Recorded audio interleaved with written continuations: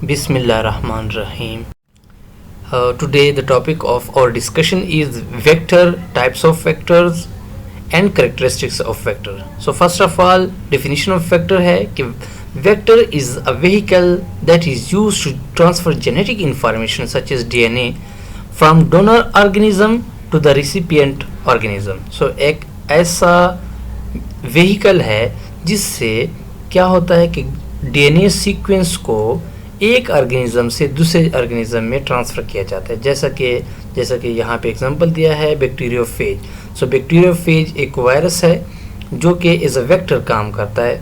इसी तरह जो प्लाज्मिड है डीएनए के अंदर बैक्टीरिया के अंदर प्लाज्मिड होता है और ये प्लाज्मिड जो है वो एज अ वेक्टर काम करता है. Types of vectors, there are two types of vector, cloning vector and expression vector. First of all, what is cloning vector? So if a vector is used for reproducing DNA fragment is called cloning vector. So अगर कोई vector जो है एक DNA fragment को multiply करने के लिए use किया जाता है तो उसको क्या कहते हैं? Cloning vector. जैसे कि हमारे पास एक DNA है और इस एक DNA के अगेन मल्टीपल कॉपीज बनाए जाते हैं. सो अगर हम कॉपीज बनाते हैं तो इस ऐसे वेक्टर को हम क्या कहते हैं? Cloning vector. सो नॉर्मली हम इससे फॉरेन डीएनए को क्लोन करते हैं. कोई भी हमारे पास फॉरेन, जैसे कि ह्यूमन का लेट सपोज इंसुलिन जीन ले लें और उसको क्लोन किया जाए तो इसको हम कहते हैं कि ये क्लोनिंग वेक्टर होंगे. जो क्लोनिंग वेक्टर को हम साइज और टाइप के बेस के ऊपर सेलेक्ट करते हैं. जैसा कि डिफरेंट टाइप्स ऑफ क्लोन है. फॉर एग्जांपल प्लाज्मिड जो है वो भी एक क्लोनिंग वेक्टर है, phage is a cloning vector है, कॉस्मिड है, बैक्टीरियल आर्टिफिशियल क्रोमोसोम्स है, यीस्ट आर्टिफिशियल क्रोमोसोम्स भी as a cloning vector use होते हैं. नेक्स्ट है एक्सप्रेशन वेक्टर.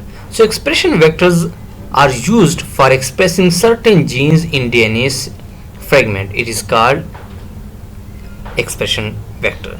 सो ऐसे वेक्टर जो कि जीन को एक्सप्रेस करने के लिए होते हैं.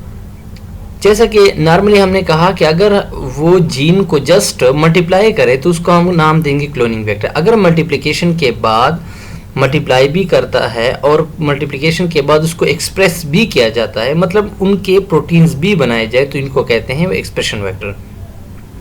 सो जब एक एक्सप्रेशन वेक्टर जब यूज़ होता है तो किसी फॉरेन डीएनए को ट्रांसक्राइब करता है इन एमआरएनए और फिर जब डीएनए को फर्स्ट ऑफ ऑल एमआरएनए में कन्वर्ट किया जाता है, एमआरएनए को फिर ट्रांसलेट किया जाता है और उनसे प्रोटीन बनाए जाते हैं. सो ऐसा अमल जिसमें डीएनए से आरएनए और फिर आरएनए से प्रोटीन बनाए जाते हैं. सो इसको कहते हैं एक्सप्रेशन ट्रांसलेशन. सो नॉर्मली इसको अगर हम कहें कि डीएनए से आरएनए बनता है तो इसको कहते हैं ट्रांसक्रिप्शन, और अगर आरएनए से एमआरएनए से प्रोटीन बनते हैं तो इनको हम नाम देते हैं ट्रांसलेशन. सो नॉर्मली जो एग्जांपल है हमारे पास PUC वेक्टर जो है वो एक एक्सप्रेशन वेक्टर है जो इक्वलाई के अंदर मौजूद होता है. Characteristics of a cloning vector. So first of all it must be small in size. So small होगा इसीलिए इंट्रोड्यूस कर सकते हैं. लो मॉलिक्यूलर वेट, अगेन अगर मॉलिक्यूलर वेट लो होगा तो इसीलिए इंट्रोड्यूस किया जा सकता है होस्ट के अंदर. Must be self replicating inside the host cell. So self replicating होना चाहिए ताकि वो होस्ट सेल के अंदर मेनी कॉपीज बना सके. Must possess restriction site for restriction endonuclease. So restriction sites होने चाहिए जहाँ पे हम कोई फॉरेन डीएनए जो है वो इंट्रोड्यूस कर सकते हैं. Compatible with host cell. So host cell के साथ कंपेटेबल होना चाहिए और इनकम्पेटेबल विद अदर वेक्टर के साथ इनकम्पेटेबल होना चाहिए. सो Introduction of donor DNA fragment must not interfere with replication property of a vector. So जो हम donor DNA fragment उसमें ऐड कर रहे हैं तो उसका कोई इफेक्ट नहीं होना चाहिए, replication इफेक्ट. So अगर वो replication property को इफेक्ट करते हैं तो इसका मतलब वेक्टर की जो एबिलिटी है वो कम हो जाएगी. Must possess some marker gene that it can be used for later identification of recombinant cell. So marker gene होना चाहिए और इन मार्कर जीन से क्या होगा, हम बाद में इनको आइडेंटिफाई कर सकते हैं कि ये रिकम्बिनेंट सेल है या रिकम्बिनेंट नहीं। जैसा कि हम बात करते हैं एम्पिसिलिन की, सो अगर हम एक सेल के अंदर फॉरेन डीएनए ऐड करते हैं तो उसके साथ साथ हम एम्पिसिलिन जीन भी ऐड करते हैं। सो एम्पिसिलिन जीन ऐड करने का क्या मतलब है कि ये अब रेजिस्टेंस शो करेगा अगेंस्ट एंटीबायोटिक एम्पिसिलिन। सो अगर हम इस बैक्टीरिया को एम्पिसिलिन एंटीबायोटिक दे दें, ऐसा कोई मीडियम हो जहाँ पे एम्पिसिलिन एंटीबायोटिक मौजूद हो, तो ये बैक्टीरिया ग्रो कर जाएंगे। अगर किसी के अंदर एम्पिसिलिन जीन मौजूद नहीं है तो वो एंटीबायोटिक के खिलाफ रेजिस्टेंस नहीं कर सकेंगे और वो किल हो जाएंगे। सो सिर्फ वही ऑर्गेनिज्म जो है वो जिंदा रह जाएंगे जिनके अंदर एम्पिसिलिन जीन मौजूद है, और एम्पिसिलिन के साथ साथ हमारा टारगेट जीन भी मौजूद होगा। Must possess multiple cloning site. So multiple cloning site होनी चाहिए ताकि क्लोनिंग के लिए एक सिर्फ जगह ना हो, ज़्यादा जगह हो, ताकि ज़्यादा जगहों पे जो डीएनए है वो हम ऐड कर सकते हैं। इजीली आइसोलेट एंड प्योरीफाइड, ये भी कैरेक्टरिस्टिक है, इजीली आइसोलेट किया जा सके। कंट्रोल एलिमेंट्स उनमें होने चाहिए जैसे कि प्रोमोटर है, ऑपरेटर है, ribosome binding site should be high in copy number. So ऐसा जो वेक्टर है वो ज़्यादा इस्तेमाल होते हैं जिनकी कॉपी नंबर ज़्यादा होते हैं। लेट सपोज अगर हम कोई एक ऑर्गेनिज्म के अंदर कॉपी बनाते हैं, उसमें एक ऑर्गेनिज्म के अंदर सिर्फ 2 कॉपीज़ बनती हैं, तो इसका मतलब इनकी जो कॉपी नंबर है वो कम है। और अगर एक ऑर्गेनिज्म के अंदर 50 कॉपीज़ बनते हैं, इसका मतलब 2 वाले से 50 वाला ज़्यादा कॉपी बनाता है। सो इसका मतलब ऐसे वेक्टर हम यूज़ करें जिसकी जो कॉपी नंबर है वो ज़्यादा है। It should able to express itself utilising the host machinery. दूसरा कि इस प्लाज्मिड के अंदर एबिलिटी होनी चाहिए कि ये होस्ट की जो मशीनरी है उसको इस्तेमाल करे और अपनी जो मटेरियल है, मीन्स जैसा कि हमने अब ऐड किया है कोई फॉरेन डीएनए, तो वो फॉरेन डीएनए को एक्सप्रेस कर सकते हैं, उसको मल्टीप्लाई कर सकते हैं। सो हम जानते हैं कि हमने क्या सिर्फ ऐड किया, सिर्फ डीएनए सीक्वेंस ऐड किया। अब सीक्वेंस के साथ साथ जो मशीनरी है वो भी ज़रूरत पड़ती है, तो मशीनरी किसकी यूज़ करेंगे, होस्ट सेल की मशीनरी यूज़ करेंगे। Main features of vector, origin of replication, reporter gene, promoter, antibiotic resistant, target sequence, cloning site, epitope, protein purification tag, genetic marker. Origin of replication, a particular sequence in a gene at which replication is initiated. So ये वो जगह है जहाँ पे replication start होती है, so उस जगह को क्या कहते हैं, origin of replication. Cloning sites, cloning site वो एरिया है जहाँ पे फॉरेन डीएनए जो है उसको ऐड कर दिया जाता है, सो उस जगह को क्या कहते हैं, cloning site. Promoter, so promoter वो एरिया है जहाँ से ट्रांसक्रिप्शन स्टार्ट होती है. It also use to drive transcription of other gene in a vector such as antibiotic resistance gene जो है उसको भी ये स्टार्ट कर देता है. Antibiotic resistant, so antibiotic resistant allow the survival of cell that have taken up vector in growth media containing antibiotic through antibiotic selection. जैसे हमने अभी बात की एम्पिसिलिन रेजिस्टेंट की, सो अगर किसी जीन कोई ऑर्गेनिज्म है उसके अंदर एम्पिसिलिन जीन मौजूद है, तो अगर हम उसी ऑर्गेनिज्म को ऐसे मीडियम के ऊपर रखते हैं, ग्रो करते हैं जहाँ पे एम्पिसिलिन एंटीबायोटिक्स मौजूद हो, तो वो ऑर्गेनिज्म सरवाइव कर सकेगा. और अगर किसी जानदार के अंदर एम्पिसिलिन मौजूद नहीं होगा जीन, तो वो जानदार जिंदा नहीं रह सकेगा और वो किल हो जाएगा. सो इसको कहते हैं antibiotic resistant. Epitope, so epitope allow the identification of cell allow expressing target protein. So ये उस सेल को आइडेंटिफाई करने में हेल्प देता है जो कि टारगेट प्रोटीन को एक्सप्रेस कर रहा हो. Genetic marker, so genetic marker allow the confirmation that the vector has integrated with host genomic DNA. इससे ये मालूम होता है कि जो वेक्टर है वो होस्ट के जीनोमिक डीएनए के साथ इंटीग्रेट हुआ या नहीं. Reporter gene, reporter gene allows the identification of plasmid that contain inserted sequence. सो ये उस डीएनए को, उस प्लाज्मिड को आइडेंटिफाई करने में हेल्प देगा जिसके अंदर इंसर्टेड डीएनए सीक्वेंस हो, जिसके अंदर फॉरेन डीएनए सीक्वेंस मौजूद हो. Protein purification. Some expression vector include proteins or peptide sequence that allow for easier purification of expressed protein. तो जब प्रोटीन एक्सप्रेस हो जाते हैं तो उसके बाद उनकी प्यूरिफिकेशन होती है, और जिनके अंदर प्रोटीन टैग मौजूद होते हैं, प्रोटीन प्यूरिफिकेशन टैग, उनको इजीली एक दूसरे से सेपरेट किया जाता है. Target sequence. Direct the express protein to specific organelle in the cell or specific location. What determines choice of vector? Insert size, vector size, restriction sites, cloning efficiency. Vector and their insert size. So सबसे पहले अगर हम बात करते हैं plasmid की, so plasmid about 10 kb size को multiply कर सकता है, उनके कॉपीज़ बना सकता है. बैक्टीरियोफेज की जो एबिलिटी है, उनकी इंसर्ट साइज़ उनके लिए 9 to 15 kb तक है. कॉस्मिड की जो इंसर्ट साइज़ है 23 to 45 kb. Bacterial artificial chromosome के लिए वो अबाउट लेस देन और इक्वल टू 300 kb तक. इसी तरह P1 ड्राइव्ड आर्टिफिशियल क्रोमोसोम की 100 से 300 kb तक इंसर्ट साइज हैं.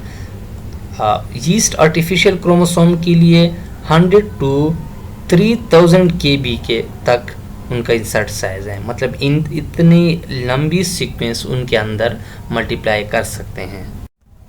Types of cloning vector. So cloning vector के जो कुछ टाइप्स हैं, इसमें एक है plasmid, bacteriophage, cosmids, bacterial artificial chromosome, yeast artificial chromosome and human artificial chromosome. यहाँ पे कुछ टाइप्स दिए हैं वेक्टर के, जैसे कि ये प्लाज्मिड है. प्लाज्मिड के अंदर डिफरेंट जो जैसा कि मल्टीपल क्लोनिंग साइट है, ओरिजिन ऑफ रिप्लिकेशन है, सिलेक्शन मार्कर है, ये डिफरेंट रीजन उनके मौजूद हैं. इस तरह ये फेज वेक्टर है, ये कॉस्मिड M13 फेज है, फेजमिड है, bacterial artificial chromosome and yeast artificial chromosome. Plasmid are small circular double stranded extra chromosomal DNA. So small हैं और डबल स्ट्रैंडेड हैं. लेट सपोज हम बात कर रहे हैं, ये हमारे पास एक बैक्टीरिया है और बैक्टीरिया के अंदर ये स्मॉल और सर्कुलर होंगे, डबल स्ट्रैंडेड होंगे. सो ये फिजिकली सेपरेट हुए होते हैं फ्रॉम क्रोमोसोमल. लेट सपोज ये हमारे पास क्रोमोसोमल डीएनए है और ये जो है ये हमारे पास प्लाज्मिड है. सो ये दोनों एक दूसरे से सेपरेट होते हैं. Can replicate independently. सो जब इनकी रिप्लिकेशन होती है तो ये क्रोमोसोमल डीएनए के ऊपर डिपेंड नहीं करती, ये अलग से रिप्लिकेट हो रहे होते हैं. जैसे कि एक कॉपी है, उनकी मैनी कॉपीज़ मज़ीद बन जाते हैं, और ये जो रिप्लिकेशन है वो डिपेंड नहीं करता क्रोमोसोमल के ऊपर. Most commonly found in bacteria. So ज़्यादा से ज़्यादा ये बैक्टीरिया के अंदर मौजूद होते हैं. सम टाइम इन आर्किया में भी मौजूद होते हैं, लेकिन कुछ स्पीशीज़ के अंदर, और कुछ यूकैरियोटिक ऑर्गेनिज्म है उनमें भी मौजूद होते हैं. Size of plasmid varies from 1 kb to over 200 kb. So जो मेन साइज है उनकी 1 kb से लेके 200 kb तक उनका साइज हो सकता है. Plasmid have a cloning limit, और क्लोनिंग लिमिट कितनी है? 0.1 to 10 kb. इट मीन्स कि अगर 100 से लेके 10,000 बेस पेयर तक कोई डीएनए को उनको मल्टीप्लाई करना हो, उस डीएनए की कॉपीज़ बनाने हो, तो हम प्लाज्मिड के ज़रिए कर सकते हैं. So many plasmid have high copy number. So बहुत ज़्यादा ऐसे प्लाज्मिड है जिनकी कॉपी नंबर ज़्यादा है. सो वो ज़्यादा फ्रेगमेंट बना सकते हैं, ज़्यादा उनके रिप्लिकेट्स बनेंगे. High copy number is useful as it produce greater yield of recombinant plasmid. So जाहिर बात है, अगर किसी ऑर्गेनिज्म के अंदर, किसी बैक्टीरिया के अंदर कॉपी नंबर ज़्यादा है तो उनकी जो यील्ड ऑफ रिकम्बिनेंट प्लाज्मिड है वो भी ज़्यादा होगा. How plasmid are made. So plasmid vector is made from natural plasmid by removing unnecessary segment and adding essential segment. So normally let's suppose ये मेरे पास एक plasmid है और let's suppose मैं consider करता हूँ कि ये जो part है जिसके ऊपर अभी मैं दायरा लगा रहा हूँ, let's suppose ये हमारे पास एक unuseful एक नॉन यूजफुल है, इसका कोई इतना ज़्यादा फ़ायदा नहीं है, अननेसेसरी सेगमेंट है. सो क्या करेंगे, इस अननेसेसरी सेगमेंट को हमने कट करना है रिस्ट्रिक्शन एंजाइम के थ्रू, और इस कट करने के बाद इसमें कोई और डीएनए जो है लेट्स सपोज ये हमने कट कर लिया और उसके अंदर अब ये मैंने एक न्यू डीएनए जो है वो ऐड कर लिया. सो इस तरह हम प्लाज्मिड बना सकते हैं. एग्जांपल है PBr332, PuC18, F प्लाज्मिड, कोल प्लाज्मिड.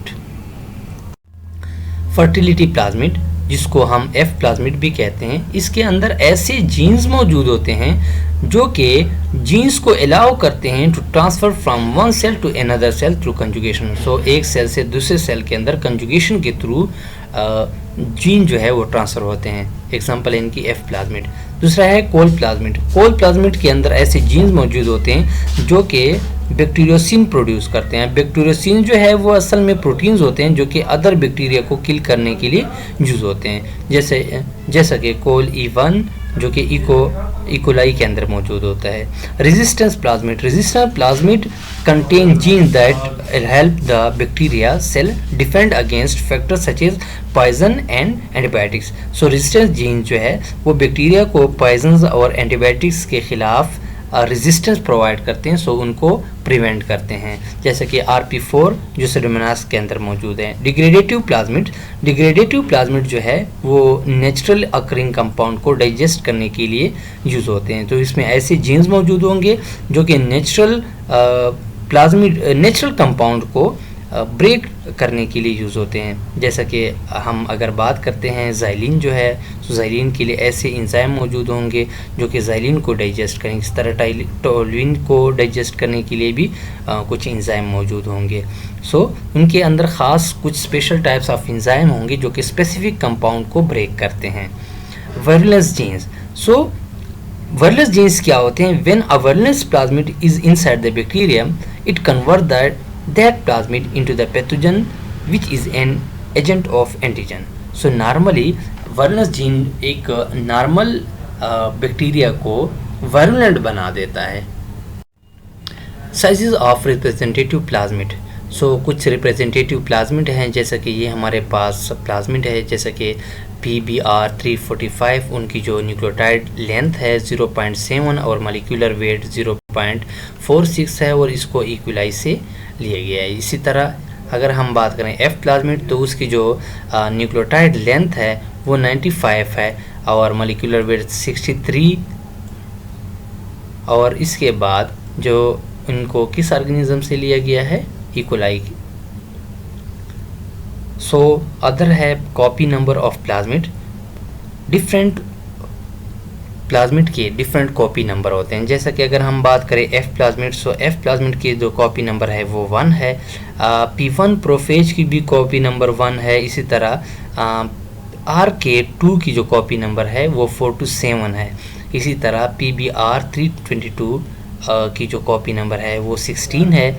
इस तरह PuC18 की जो है वो 30 to 50 कॉपी नंबर है. इसी तरह PLJ101 उनकी जो कॉपी नंबर है वो 40 to 300 कॉपी नंबर है per cell. Nomenclature of plasmid cloning vector. So name जो है PBr322 ये असल में वेक्टर नोमेनक्लेचर के थ्रू उनको नेम दिए जाते हैं, जिसमें सबसे पहले अगर हम बात करें P की, P indicate that this is indeed a plasmid.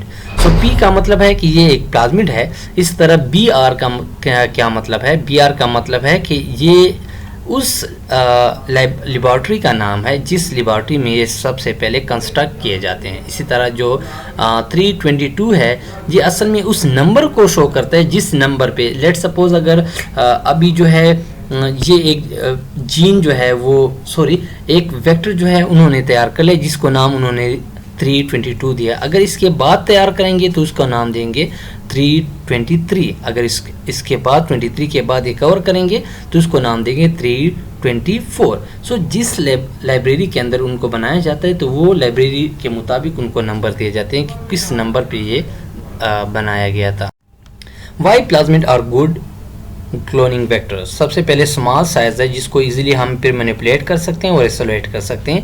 Circular है सो इसका मतलब कि वो मोर स्टेबल होगा। रिप्लिकेशन जो है वो होस्ट सेल के ऊपर डिपेंड नहीं करता। सो सेल्फ रिप्लिकेटिंग पावर होती है और ख़ुद ही वो काफ़ी ज़्यादा टाइम रिप्लिकेट कर सकते हैं। सेवरल कॉपीज़ में बी प्रेजेंट, इनकी मैनी कॉपीज़ मौजूद होती है, जैसे कि may be more than 100 copies पर सेल भी वेक्टर के हो सकते हैं। फ्रीक्वेंसी है फ्रिक्वेंटली हैव एंटीबायोटिक रेजिस्टेंस। सो इनके अंदर एंटीबायोटिक रेजिस्टेंस भी मौजूद है जो कि उनकी डिटेक्शन के लिए ज़रूरी है और उनकी इजी डिटेक्शन उसके ज़रिए कर सकते हैं। जैसे कि हमने बात की एम्पिसिलिन जीन की, कि जिसके अंदर एम्पिसिलिन जीन होगा वो एम्पिसिलिन के ख़िलाफ़ रेजिस्टेंस शो करेंगे और एम्पिसिलिन एंटीबायोटिक्स उनके ऊपर इफ़ेक्ट नहीं कर सकेंगे। Disadvantage usage plasmid. सो सबसे पहले बात कि it can not accept larger segment, तो इसके अंदर हम लार्जर सेगमेंट को नहीं ऐड कर सकते। नॉर्मली जो उनके साइज़ है वो 0.1 to 10 KB तक हो सकता है। सो अगर किसी फ्रेगमेंट की जो है वो 100 बेस पेयर से लेके 10,000 बेस पेयर तक है तो उनको हम प्लाज्मिड के ज़रिए मल्टीप्लाई कर सकते हैं, उनके क्लोन बना सकते हैं। उससे ज़्यादा के क्लोन हम नहीं बना सकते। Standard method of transformation are inefficient. So उनकी जो मेथड ऑफ ट्रांसफॉर्मेशन है वो भी थोड़े इनएफिशिएंट हैं। बैक्टीरियोफेज असल में एक वायरस है जो कि बैक्टीरिया को इफेक्ट करता है। इनके अंदर एक लीनियर डीएनए मॉलिक्यूल होता है जिसको फॉरेन डीएनए से रिप्लेस किया जाता है, लेकिन ये जो डीएनए रिप्लेसमेंट है ये बैक्टीरियोफेज के लाइफ साइकिल को डिस्टर्ब नहीं करता। नॉर्मली जो क्लोनिंग के लिए यूज़ होते हैं दो किस्म के बैक्टीरियोफेज यूज़ होते हैं, एक है फेज लैम्डा और फेज 1-3। सो ये दो किस्म के जो फेज हैं वो यूज़ होते हैं क्लोनिंग के लिए। इनकी जो ट्रांसफॉर्मेशन एफिशिएंसी है वो plasmid vector say about 1000 time greater है। इसी तरह अगर हम बात करें क्लोनिंग लिमिट की, सो क्लोनिंग लिमिट भी प्लाज्मिड से ज़्यादा है। जैसे कि हमने बात की थी कि प्लाज्मिड की जो क्लोनिंग लिमिट है वो 100 बेस पेयर से 10,000 बेस पेयर तक उनकी लिमिट है। इसी तरह इनकी जो बैक्टीरियोफेज की जो क्लोनिंग लिमिट है वो 8 से 25 KB तक, मतलब 8,000 से 25,000 बेस पेयर तक उनकी क्लोनिंग लिमिट है। Phage lambda are derivatives of bacteriophage lambda. So असल में फेज लैम्डा एक वायरस है जो कि इकोलाई को इन्फेक्ट करता है। अगर उनकी जीनोम को देखें तो 48.5 KB का जीनोम है जिसमें 12 बेस पेयर का सिंगल स्ट्रैंड डीएनए है। अगर हम बात करें ये एक फेज है, उसका एक सिंगल स्ट्रक्चर है और इसका ये दूसरा स्ट्रैंड है। सो इसमें क्या होते हैं कि 12 बेस पेयर का स्टिकी एंड होगा। इस साइड पे भी 12 बेस पेयर का स्टिकी एंड और यहाँ पे भी 12 बेस पेयर का स्टिकी एंड। ये दोनों स्टिकी एंड जो है ये एक दूसरे के कम्प्लीमेंट्री होते हैं। सो जब इनको नज़दीक किया जाता है तो आपस में मिल जाएंगे और सर्कुलर शेप के बन जाएंगे। इन स्टिकी एंड को दूसरा नाम देते हैं कॉस साइट। सो दूसरा नाम इनको कॉस साइट भी या कोहेसिव एंड्स भी कह सकते हैं। जब बैक्टीरियोफेज इन्फेक्ट करता है किसी बैक्टीरिया को तो सबसे पहले उनके जो टेल फाइबर हैं वो सेल सरफेस के रिसेप्टर के साथ बाइंड हो जाते हैं, जहाँ पे जब रिसेप्टर के साथ सेल सरफेस के रिसेप्टर के साथ बाइंड होंगे तो सेल बैक्टीरियोफेज क्या करेगा, अपना जो डीएनए है, अपना जो जेनेटिक मटेरियल है वो बैक्टीरिया के अंदर इंजेक्ट करेगा। लेट्स सपोज ये हमारे पास एक बैक्टीरिया है और ये ऊपर जो है वायरस मौजूद है। जब इनके रिसेप्टर आपस में मिलेंगे तो क्या करेगा, डीएनए वायरस अपना डीएनए बैक्टीरिया के अंदर इंजेक्ट करेगा और ये इधर बैक्टीरिया के अंदर आ जाएगा। सो जब बैक्टीरिया के अंदर आता है, जब बैक्टीरिया के अंदर वायरल डीएनए आएगा तो वो सर्कुलर शेप का बन जाएगा और उसके बाद फिर वायरस का जो लाइफ साइकिल है वो इकोलाई के अंदर स्टार्ट हो जाएगा। नॉर्मली 2 काइंड्स हैं अल्फा लेम्डा फेज के, इसमें एक है इंसर्शन और दूसरा है रिप्लेसमेंट वेक्टर। इंसर्शन वेक्टर किसे कहते हैं? एक ऐसा वेक्टर है जिसमें यूनिक साइट होता है जहाँ पे हम कोई 5 to 11 KB तक कोई फ्रेगमेंट इंसर्ट कर सकते हैं। इन रिप्लेसमेंट वेक्टर में क्या होगा कि क्लीवेज साइट, जो क्लीवेज साइट है उसको हम कट करेंगे, मतलब ऐसा क्लीवेज, ऐसा पार्ट डीएनए का जो कि नॉन एसेंशियल होगा, जो कि लिटिक साइकिल के लिए ज़रूरत नहीं है उनको हम डिलीट करेंगे और डिलीट करने के बाद मतलब ख़त्म करेंगे और ख़त्म करने के बाद उसको किसी दूसरे के साथ रिप्लेस करेंगे, फॉरेन डीएनए के साथ रिप्लेस करेंगे। सो नॉर्मली इंसर्शन में डायरेक्ट इंसर्ट करेंगे, कोई चीज़ हमने डिलीट नहीं करनी। इसी तरह अगर हम रिप्लेसमेंट की बात करें, रिप्लेसमेंट में पहले एक फ्रेगमेंट जो है उसको ख़त्म करेंगे, डिलीट करेंगे, उसके बाद फॉरेन डीएनए जो है वो ऐड करेंगे। एडवांटेज ऑफ फेज वेक्टर और प्लाज्मिड वेक्टर। सो सबसे पहले अगर हम फेज लेम्डा की बात करें तो उनकी लिए जो इंसर्ट साइज है वो 24 KB है, जबकि प्लाज्मिड जो है मैक्सिमम 10 KB तक जा सकता है। वाइल अगर नॉर्मली वो किसी डीएनए को रिप्लिकेट करता है तो अप टू 10 KB तक वो रिप्लिकेट कर लेता है। इसी तरह जो फेज लेम्डा है उसको स्क्रीन करना इजी है, उनकी आइडेंटिफिकेशन करना इजी है देन बैक्टीरियल कॉलोनी।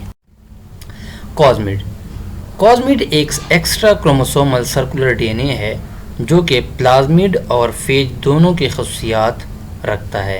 प्लाज्मिड असल में जो कॉस्मिड है वो एक प्लाज्मिड की एक किस्म है जो कि फॉरेन बैक्टीरियोफेज डीएनए को इनकॉर्पोरेट करता है, ऐसे डीएनए जिसके अंदर कोहेसिव साइट्स होंगे और ये डीएनए की पैकिंग में हेल्प करता है जो कि डीएनए को लैम्डा पार्टिकल में कन्वर्ट कर ले।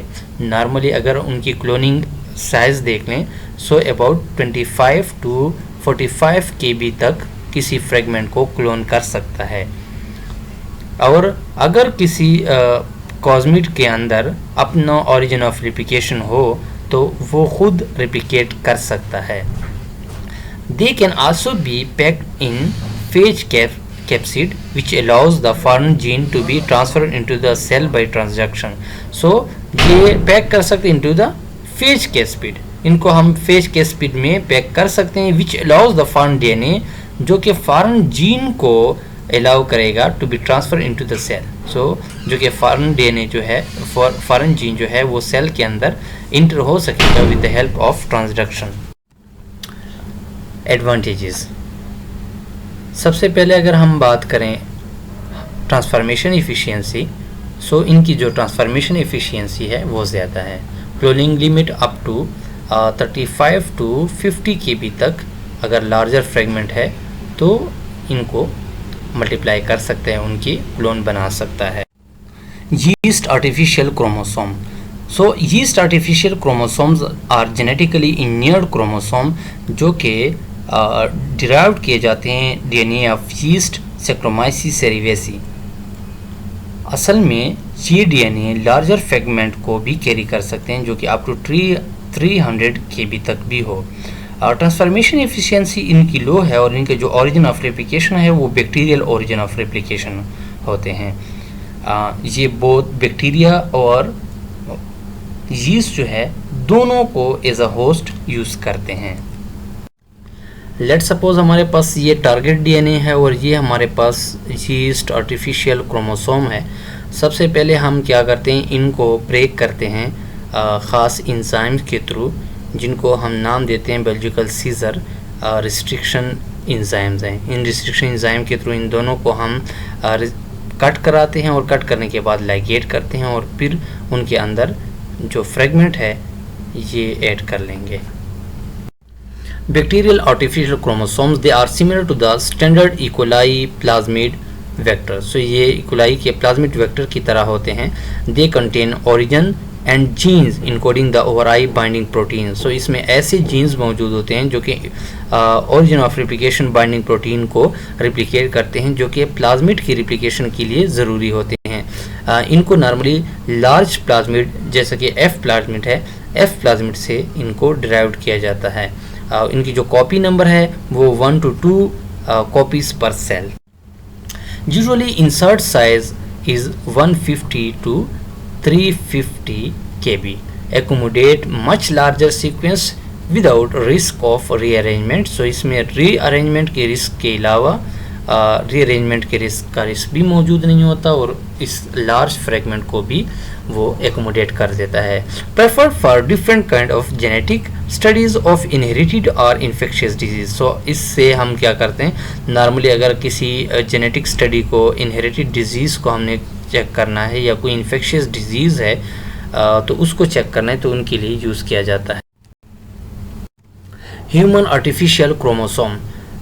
नॉर्मली ह्यूमन आर्टिफिशियल क्रोमोसोम को हम यूज़ करते हैं जब जीन को हम इंसान के अंदर डिलीवर करते हैं, ह्यूमन के अंदर ऐड करते हैं, तो तब हम ह्यूमन आर्टिफिशियल क्रोमोसोम यूज़ करते हैं। नॉर्मली इसको हम एक्सप्रेशन स्टडी के लिए या ह्यूमन के क्रोमोसोमल फंक्शन के लिए यूज़ करते हैं। इससे लार्ज डीएनए फ्रेगमेंट को मल्टीप्लाई किया जा सकते हैं, उनके क्लोन बनाए जा सकते हैं, और जो कि अपर लिमिट मतलब काफ़ी ज़्यादा उनकी जो अपर लिमिट है वो एग्जैक्ट नहीं है।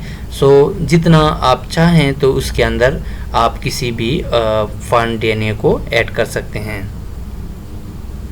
इसी तरह अगर हम बात करें उनके इंसर्शनल म्यूटोजेनेसिस की, सो जो म्यूटोजेनेसिस कास्ट होते हैं by the insertion of foreign DNA, so वो भी यहाँ पे बहुत कम है, इतने ज़्यादा उनकी म्यूटोजेनेसिस नहीं आते।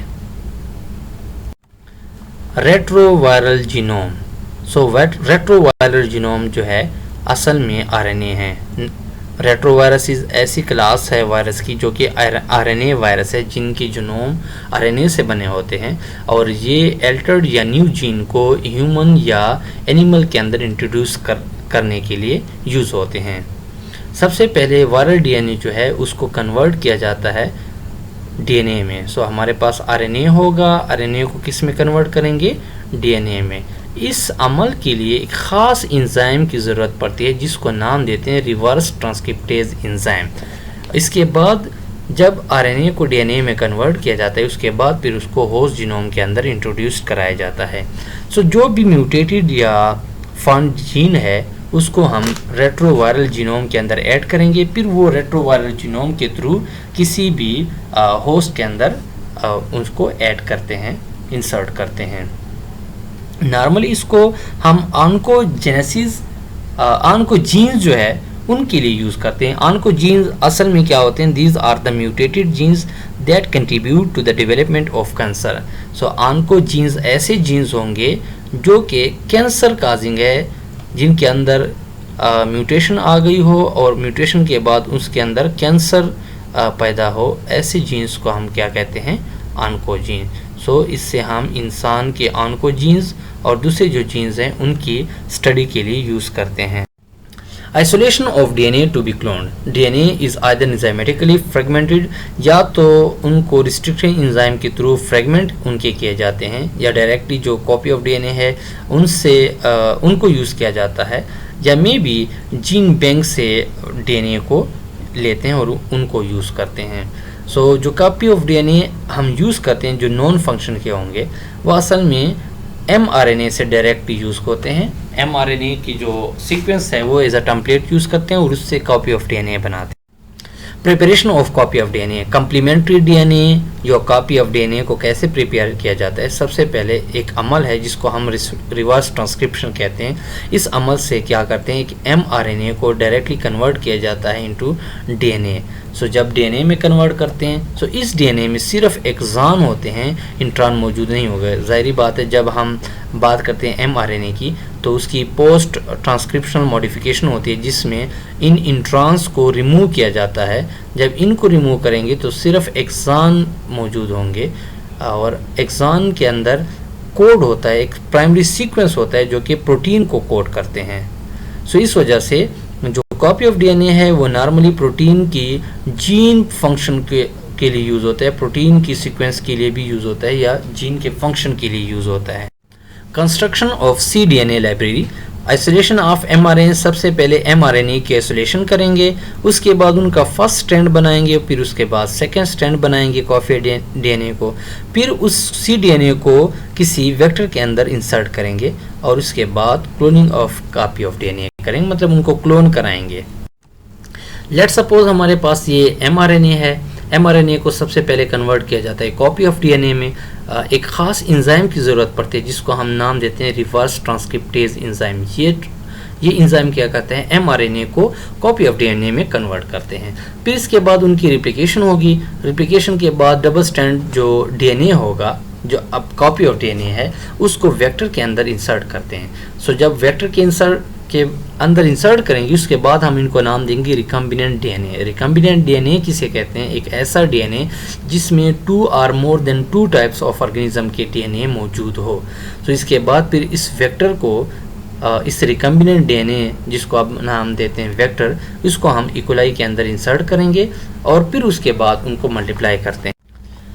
mRNA आइसोलेशन, सबसे पहले जिस तरह की हमने बात की कि mRNA को आइसोलेट करेंगे, उसके बाद फिर उनसे कॉपी ऑफ डीएनए बनाएंगे। mRNA को नॉर्मली ट्राइजोल मेथड से आइसोलेट किया जाता है।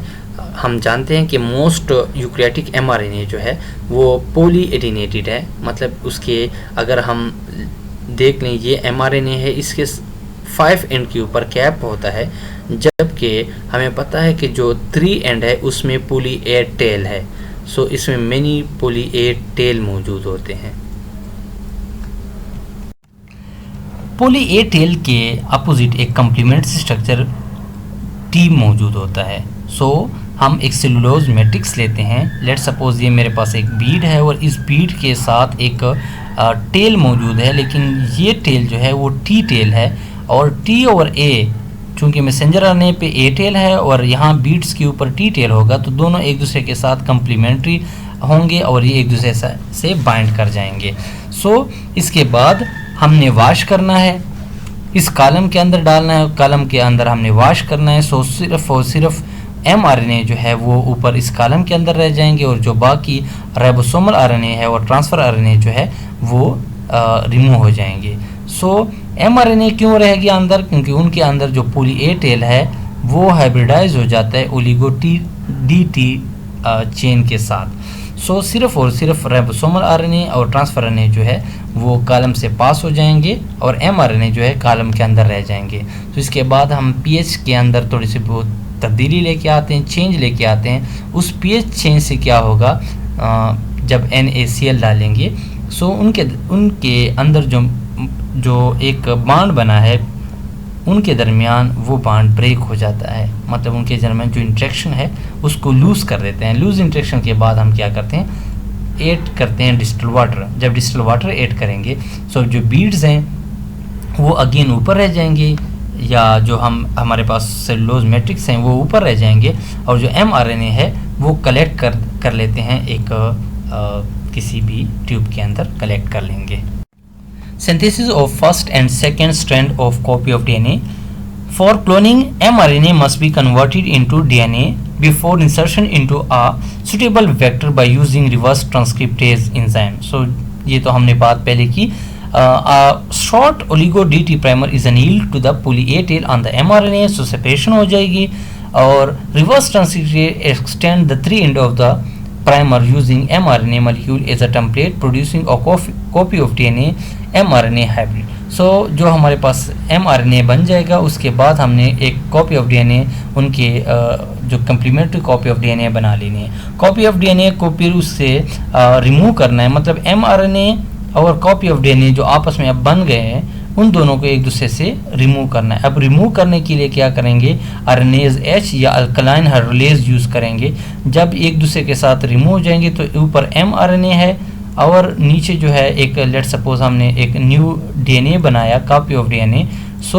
जो cDNA है ये एक दूसरे से क्या करेंगे, सेपरेट करेंगे।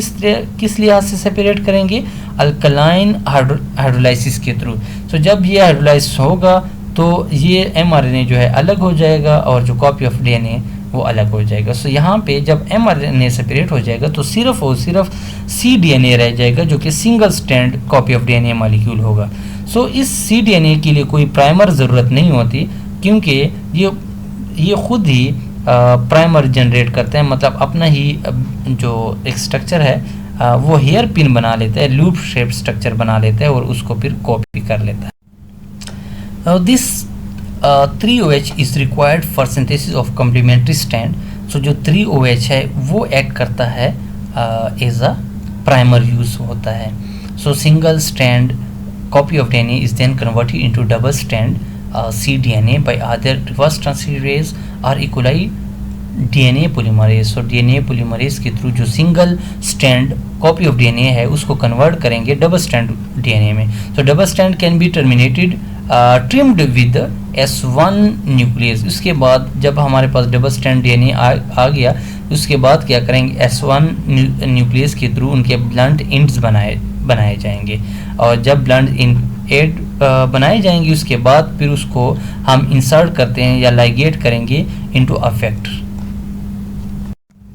लेट सपोज हमारे पास ये एक mRNA है जिसका ये 5 एंड है और ये 3 एंड है। इस 3 एंड के ऊपर ये ओलिगो ए टेल मौजूद है। इसी तरह हमारे पास ये DT प्राइमर है जो कि A के कम्प्लीमेंट्री हो जाएगा और उसके बाद उनकी कॉपी ऑफ DNA बना लेगा।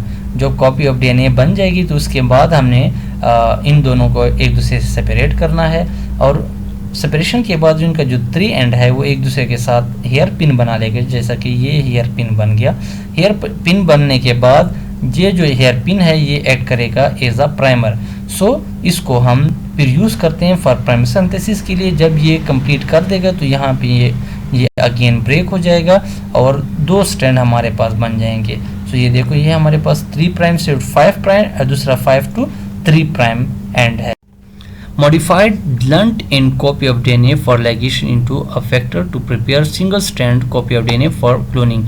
Since blunt end ligation is inefficient, short restriction site linker are first ligated to the both end. So normally अगर हम बात करें कि जब blunt end हमने बनाए, blunt end के बाद ends के बाद ये blunt end जो है inefficient है, so short restriction site linker जो है वो भी हम लाइगेट कर लेते हैं। अब लिंकर क्या होते हैं? Linker double strand DNA segment होती है with a recognition site for a particular restriction enzyme, जिसके अंदर कोई खास रिस्ट्रिक्शन एंजाइम के लिए भी एक रिकॉग्निशन साइट होता है। It is about 10 to 12 base pair long. उसकी जो लेंथ है वो 10 to 12 बेस पेयर है। DNA ligase ligates blunt in a double strand DNA with a linker। So DNA ligase enzyme को नॉर्मली यूज़ किया जाता है कि जो डबल स्ट्रैंड DNA है उनके साथ ये लिंकर को ऐड कर देता है। लेट सपोज हमारे पास ये एक सीक्वेंस है जिसके अंदर EcoR1 के लिए रिकॉग्निशन साइट मौजूद है। सो हम सबसे पहले क्या करेंगे, इसको लाइगेट करेंगे to the main desired gene. ये हमारे पास एक डिज़ायर्ड जीन है और इनके दोनों साइड पे हमने क्या लगा लिया, ये हमने लिंकर DNA डाल दिया।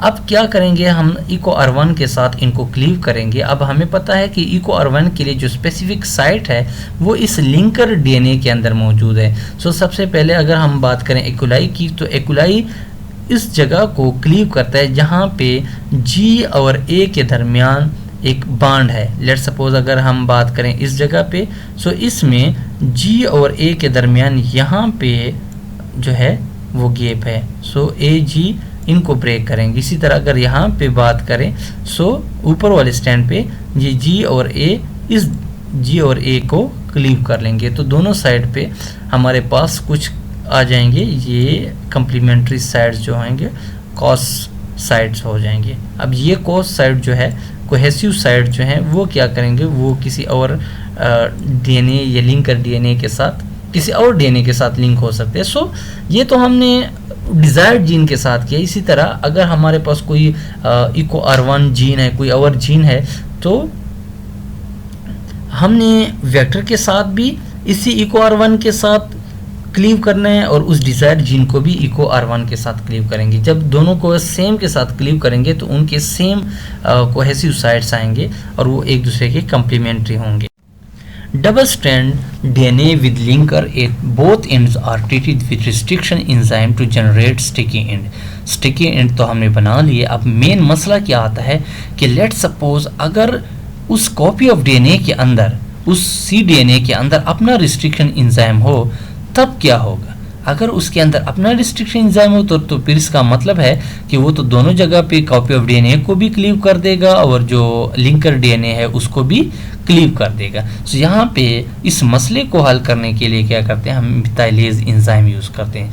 मिथाइलेज एंजाइम क्या करता है, ये जाके जो रिस्ट्रिक्शन साइट है उसके अंदर कुछ जो न्यूक्लियोटाइड होंगे उनको मिथाइलेट करेंगे। जब मिथाइलेट करेगा तो उसकी रिस्ट्रिक्शन बाइंडिंग, एंजाइम की जो रिस्ट्रिक्शन बाइंडिंग है वो नहीं होगी।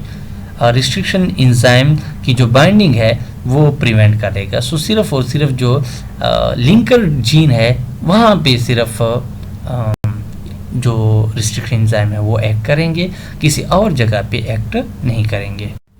मिथाइलेज कैसे अबेट करता है, ये फॉर एग्जांपल लेट सपोज हमारे पास ए है और ये एक रिस्ट्रिक्शन एरिया है जहाँ पे रिस्ट्रिक्शन साइट हो सकती है, जो रिस्ट्रिक्शन एंजाइम है इसको कट कर सकते हैं। सो मिथाइलेज एंजाइम क्या करता है, इस ए को मिथाइलेट करता है, उसके साथ मिथाइल ग्रुप ऐड कर देता है।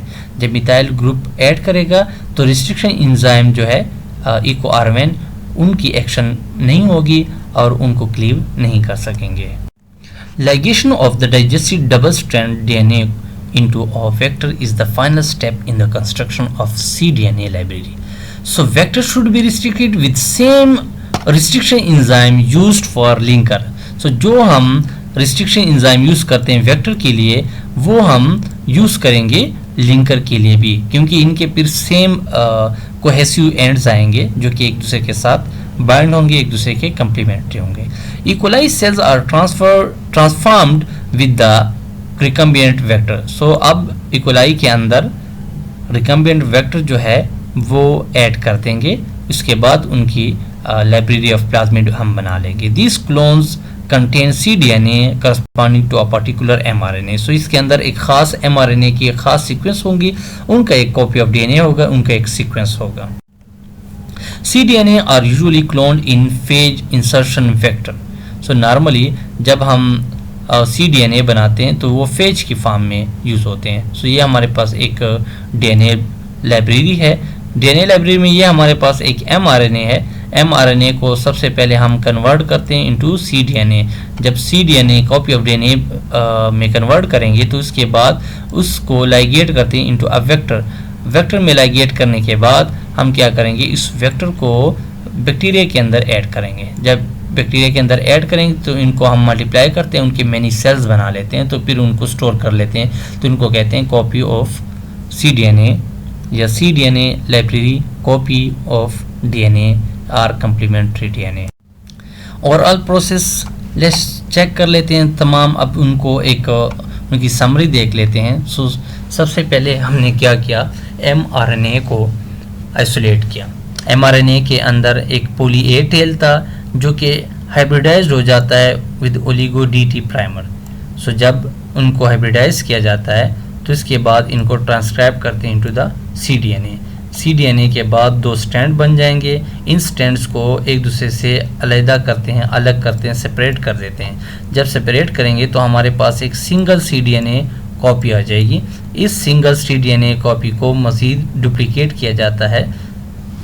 जब हम डुप्लिकेट करेंगे तो उनके एक कम्प्लीमेंट्री और स्टैंड भी बन जाएगा और ये हमारे पास दो स्टैंड बन गए। तो यहाँ पे कहेंगे double standard cDNA। Protection cDNA by methylation at Eco R1 site. So Eco R1 site को हम मिथाइलेट कर लेते हैं। मिथाइलेशन इसलिए करते हैं ताकि किसी दूसरी जगह पे जो एंडोन्यूक्लियस एंजाइम है वो एक्ट ना करे। सो इसके बाद हमने लिंकर इको R1 के लिए लिंकर DNA ऐड करना है। लिंकर DNA जो है both side of the end के साथ अटैच हो जाते हैं। इस साइड पे भी लिंकर और इस साइड पे भी लिंकर अटैच। इसके बाद हमने इको R1 के साथ क्लीव करना है। क्लीव करने के बाद कुछ स्टिकी एंड दोनों साइड पे अटैच हो जाएंगे। इसी तरह जो प्लाज्मिड है, लेट सपोज ये हमारे पास प्लाज्मिड है और इस प्लाज्मिड के अंदर ये एम्पिसिलिन रेजिस्टेंट जीन है, इसको भी हम सेम EcoR1 के साथ कट करेंगे ताकि सेम रिस्ट्रिक्शन, सेम जो साइड्स है ना, ends, sticky ends, so sticky and जो है वो सेम बन जाएंगे। सेम बनने के बाद यहाँ पे भी हम ऐड कर लेते हैं, इधर भी है ऐड कर लेंगे। सो ये एक न्यू DNA जो है वो इसके अंदर इनकॉर्पोरेट हो जाएगा। सो एज हम बात कर रहे हैं कि इस न्यू DNA के अंदर एम्पिसिलिन रेजिस्टेंट जीन भी है। सो लेट्स सपोज हम क्या करेंगे, इसके अंदर एम्पिसिलिन एंटीबायोटिक्स ऐड करेंगे। सो अगर किसी बैक्टीरिया के अंदर एम्पिसिलिन जीन मौजूद होगा तो वो यहाँ पे सरवाइव कर सकेगा क्योंकि वो रेजिस्टेंस शो करेगा, और अगर किसी के अंदर ये जीन मौजूद नहीं है तो वो रेजिस्टेंस शो नहीं करेगा और वो ख़त्म हो जाएगा, किल हो जाएगा। स्क्रीनिंग अ जीनोमिक लाइब्रेरी। सो जीनोमिक लाइब्रेरी को कैसे स्क्रीन करते हैं? सो इसमें कॉपी ऑफ DNA को DNA प्रोब के साथ हाइब्रिडाइज्ड किया जाता है। सबसे पहले जिन कॉलोनीज़ को हमने लिया था उनको एगर मीडियम के ऊपर ग्रो करेंगे तो उनकी कॉलोनीज़ बन जाएंगी। उन कॉलोनीज़ को हम फिर ट्रांसफ़र करेंगे नाइलून मेम्ब्रेन के ऊपर या नाइट्रोसेलुलोज मेम्ब्रेन के ऊपर। सो जब ये मेम्ब्रेन नाइट्रोसेलुलोज फिल्टर या नाइलून मेम्ब्रेन के ऊपर आ जाएंगे, इसके बाद हमने क्या करना है, बैक्टीरिया को लाइस करना है और उनकी DNA को डीनेचर करना है। सो इसके लिए हम अल्कलाइन सॉल्यूशन यूज़ करेंगे और अल्कलाइन सॉल्यूशन बैक्टीरिया को लाइस करेगा, बैक्टीरिया को लाइस करेगा और उनके DNA को डीनेचर करेगा। जब DNA डीनेचर होगा, बैक्टीरिया लाइस होगा तो DNA जो है वो बाहर निकल आएगा। इसके बाद फिर क्या करना है, DNA को, इस प्रोब को हमने क्या करना है, इस नाइलून मेम्ब्रेन के ऊपर डाल देना है। जब हम नाइलून मेम्ब्रेन के ऊपर डालेंगे तो इसके बाद बाउंड कर जाएगा।